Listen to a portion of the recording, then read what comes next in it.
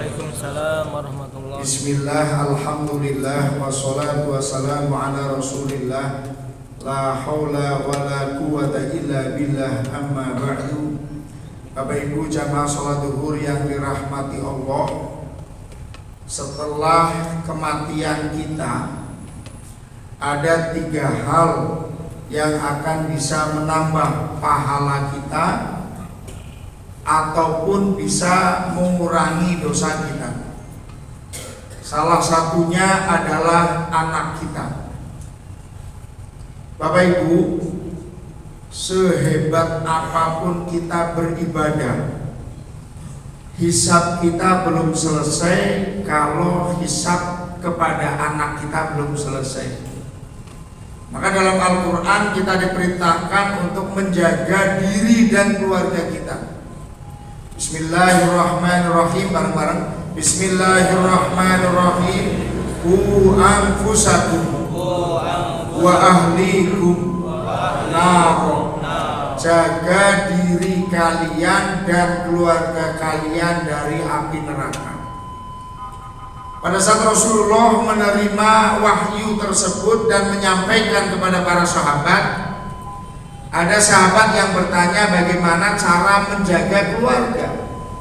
Karena kan kita laki-laki kalau siang selalu berpisah dengan keluarga, atau anak kita yang kuliah di luar kota. Rasulullah menjawab, Qu anfusakum bi a'malikum. Jaga diri kalian dari api neraka dengan amal-amal kalian. Kita sholat berjamaah, kita tadarus, kita melakukan kebaikan-kebaikan. Itu dalam rangka menjaga diri kita dari api neraka. Wa ahlikum biwasiyatikum. Dan jaga keluarga kita dari api neraka dengan wasiat-wasiat kita. Saya yakin Bapak Ibu sering mewasiatkan kepada anaknya, kepada putra-putrinya pada saat pamitan sekolah. Biasanya yang sudah saya tanya seringnya, nak, kalau mau sekolah pamitan sama bapak, sama ibu dipesenin apa? Jangan nakal ya. Jangan nakal bagus, tapi alangkah bagusnya kalau ditambah waktunya sholat. Kalau bisa sholat duha, dan lain sebagainya. Kenapa? Kalau anak kita melakukan kebaikan setelah kita nasihati, kita akan mendapatkan pahala dari Allah karena nasihat kita. Kalau anak kita ternyata kok tidak melakukan nasihat kita sudah selesai di hadapan Allah karena kita telah mewasiatkan. Karena ada kisahnya dalam hadis yang sangat panjang. Ada seorang tua yang sudah divonis masuk surga, dibatalkan vonisnya. Kalau bahasa hukumnya apa itu? Dibatalkan vonisnya itu gara-gara anaknya divonis masuk neraka dan protes kalau melakukan kemaksiatan dan tidak pernah ibadah itu karena tidak mendapatkan arahan dari orang tuanya. Maka anak dalam Al-Quran itu fungsinya macam-macam Bapak Ibu. Yang pertama, anak itu sebagai fitnah. Innama amwalukum wa auladukum fitnah. Sesungguhnya harta dan anak kalian itu merupakan ujian dari Allah kepada kalian, kepada kita. Harta merupakan ujian. Kata Rasul yang artinya saya tidak takut umatku itu diuji dengan kemiskinan, tapi saya akan takut umatku diuji dengan kekayaan. Ada dulu namanya Sa'labah, orang miskin yang didoakan oleh Rasulullah SAW menjadi orang kaya. Pada saat miskin rajin ke masjid, tapi setelah kaya jadi lupa, akhirnya tidak pernah ke masjid. Anak juga menjadi ujian. Betapa banyaknya orang yang tidak lulus diuji dengan anak. Pada saat belum punya anak, rajinnya luar biasa untuk mengikuti kegiatan-kegiatan yang positif, Tapi setelah punya anak, sibuk ngurusin anaknya sendiri, tidak pernah ikut kegiatan-kegiatan keagamaan dan kegiatan-kegiatan kemanfaatan lainnya. Berarti tidak lulus diuji dengan anak. Yang kedua, anak itu menjadi zinatul hayatid dunya, perhiasan hidup di dunia.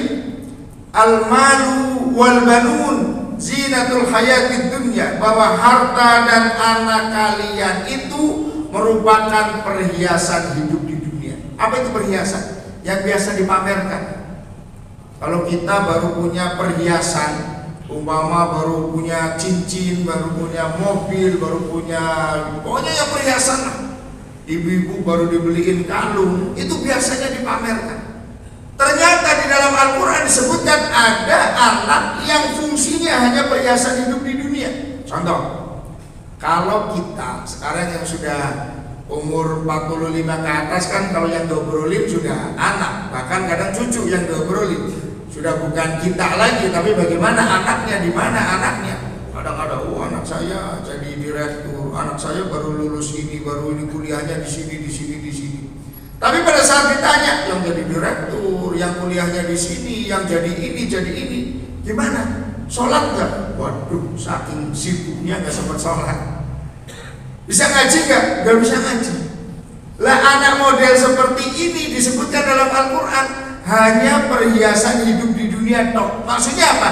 Di dunia bisa dibanggakan, bisa dipamerkan perhiasan, bisa dijadikan hiasan hidup kita. Tapi setelah kita meninggal dunia, anak itu tidak tahu bagaimana cara berbuat baik, apa kebutuhan ruh dari orang tuanya. Ini kritik sosial ya. Banyak orang tua yang orang tuanya meninggal, anaknya cuma sibuk ngurusin bagaimana di kuburan saja, bagaimana moto, bagaimana video, malah tidak ikut sholat dan lain sebagainya. Yang ketiga, anak yang menjadi qurrata a'yun. Bareng-bareng dalam Al-Quran disebutkan Rabbana hablana min azwajina wa dzurriyyatina qurrata a'yunin waj'alna lil muttaqina imama. Dalam Al-Quran disebutkan doa, ya Allah Tuhan kami, jadikan pasangan hidup kami, jadikan dzurriyyah kami, keturunan kami, orang-orang yang menjadi qurrata a'yun, penyejuk pandangan bagi kami, dan menjadi pimpinan orang-orang yang muttaqin. Inilah yang disebutkan dalam hadis waladun sholih, anak yang soleh. Pertanyaannya, bagaimana agar anak kita soleh? Dalam hadis disebutkan birru abaakum, berbuat baiklah kalian kepada orang tua kalian. Tabarakum abnaukum, nanti anak kalian akan berbuat baik kepada kalian. Kunci soleh yang pertama adalah bagaimana kita menjadi anak yang soleh. Apapun yang sekarang kita terima dari anak, itu upah dari Allah tentang kebiasaan kita kepada orang tua kita. Kalau kita baik sama orang tua kita, kata Rasul, anak kita akan lebih baik sama kita. Tapi kalau kita tidak baik sama orang tua, anak kita juga berbuat tidak baik kepada kita. Minimal kita mendoakan orang tua kita habis sholat. Coba bareng-bareng Bismillahirrahmanirrahim. Bismillahirrahmanirrahim. Rabbighfirli wali walidayya warhamhuma kama rabbayani shaghira. Ya Allah, ampuni dosa saya, dosa kedua orang tua saya. Sayangilah keduanya sebagaimana keduanya menyayangi saya di waktu kecil. Bagaimana kita sekarang yang sudah jadi orang tua terhadap anak kita yang masih bayi, jangankan dicubit sama orang, jangankan sampai dijatuhkan sama pembantunya, nyamuk aja nyamuk nggak boleh gigit anak kita. Kita itu lebih baik kalau boleh milih, kalau anak kita sakit, kalau boleh tukeran, ya Allah saya saja yang sakit, yang penting jangan anak kita yang sakit. Kita itu lebih baik gak makan, yang penting anak kita makan. Begitulah orang tua kita dulu sama kita. Kalau kita sekarang mau gajian, coba kita renungkan orang tua kita dulu yang di kampung gak gajian itu, hanya nunggu panen aja itu.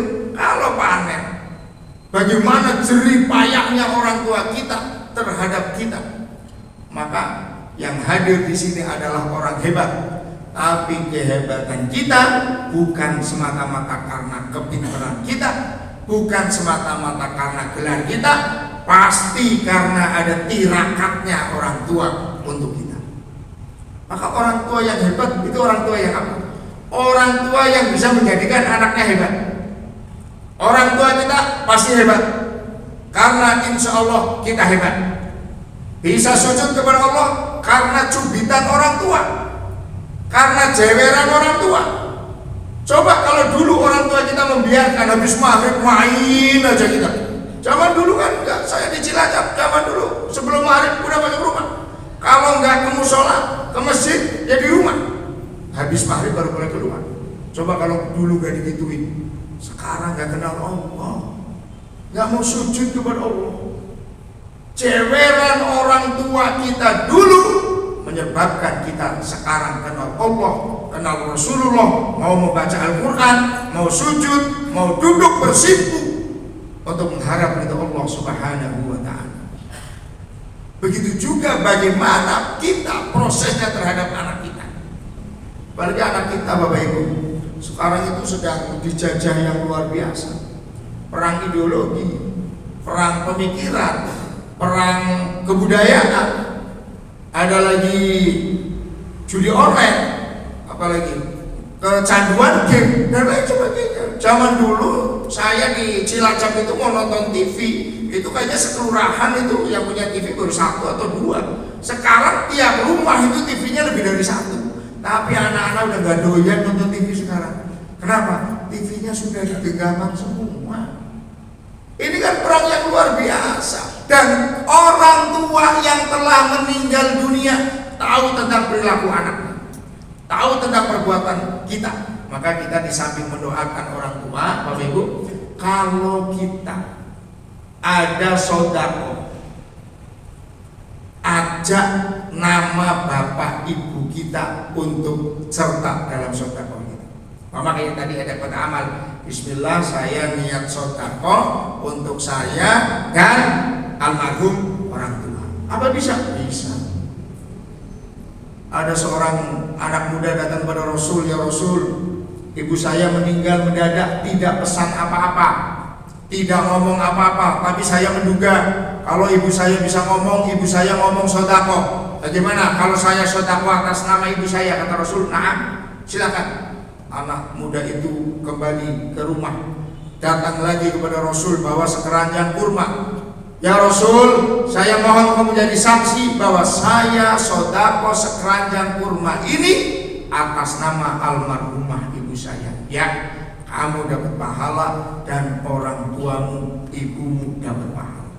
Begitu juga seandainya orang tua bapak ibu itu sudah secara hukum Islam, secara istitoah sudah mampu haji, tapi belum pergi haji karena umur, karena satu dan lain sebagainya. Sudah mampu secara materi, tapi ngurusin kita terus. Kan kita diurusin sampai kita menikah aja masih diurusin yang orang tua. Sekarang bapak ibu punya uang lebih, musimnya haji. Bismillah, saya niat membatalkan haji almarhum bapak. Tahun besok membatalkan haji almarhum ibu. Intinya banyak sekali perbuatan yang bisa kita lakukan untuk menyenangkan orang tua. Gambarannya, orang yang telah meninggal dunia kepada keturunannya, kepada kita, seperti kita nonton TV. Kemarin kita nonton TV Timnas Indonesia lawan Jepang, kita hatinya kalah kok sampai 4-0. Tapi Timnas Indonesia tidak tahu kalau dibenci sama Mas Rukin, tidak tahu kalau dibenci sama Mas Fajar. Kemarin nonton Indonesia lawan Arab Saudi menang, kita ikut tepuk tangan. timnas Indonesia tidak tahu kalau yang tepuk tangan itu Mas Ruhin, yang tepuk tangan itu Mas Fajar. Artinya bahwa orang tua kita akan tersenyum kalau melihat kita, roh orang tua kita akan tersenyum kalau melihat kita melakukan kebaikan-kebaikan, dan orang tua kita akan menangis kalau melihat keturunannya akan sedang melakukan kemaksiatan. Bapak Ibu yang dirahmati Allah, samping kita harus mempersiapkan diri, kita juga harus berbuat semaksimal mungkin untuk almarhum, untuk orang tua kita, untuk mengistighfarkan orang tua kita, untuk memberikan pahala-pahala untuk orang tua kita, dengan harapan bukan saja kepentingannya orang tua kita, tapi kepentingan kita kelak pada saat kita telah meninggal dunia